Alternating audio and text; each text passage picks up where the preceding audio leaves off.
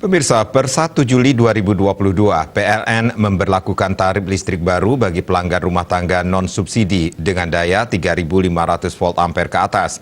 Di Bali, hanya 5,7% pelanggan PLN yang berdaya 3.500 hingga 5.500 volt ampere, yaitu sebanyak 91.590 pelanggan.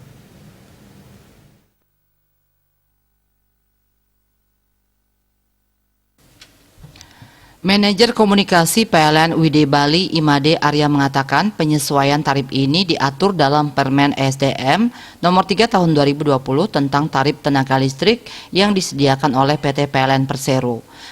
Pemerintah per 2 Juni 2022 telah menetapkan penyesuaian tarif tenaga listrik periode Juli-September 2022 yang diberlakukan kepada golongan pelanggan rumah tangga mampu kategori menengah ke atas dan kantor pemerintah.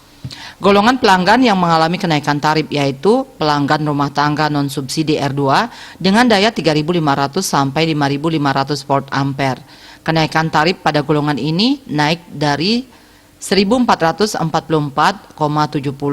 menjadi 1.699,53 rupiah, naik 254,83 atau 17,6%. Golongan rumah tangga R3 dengan daya 6.600 volt ampere ke atas mengalami kenaikan dari Rp1.444,70 menjadi Rp1.699,53, naik Rp254,83 atau 17,6%. Golongan P1 kantor pemerintah dengan daya 6.600 volt ampere dengan 200 kilowatt ampere mengalami kenaikan dari Rp1.444,70 menjadi Rp1.699,53, naik Rp254,83 atau 17,6%.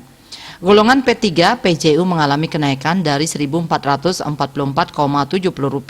menjadi Rp1.699,53, naik Rp254,83 atau 17,6%. Dan golongan P2 atau daya di atas 200 kV ampere mengalami kenaikan dari Rp1.114,74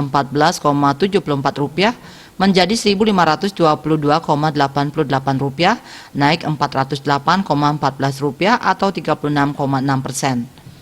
Jumlah pelanggan terdampak dari kenaikan tarif ini sebanyak 122.896 atau 7,7%, terdiri dari pelanggan R2 dengan daya 3.500 sampai dengan 5.500 sebanyak 91.590 atau 5,7% dari total pelanggan.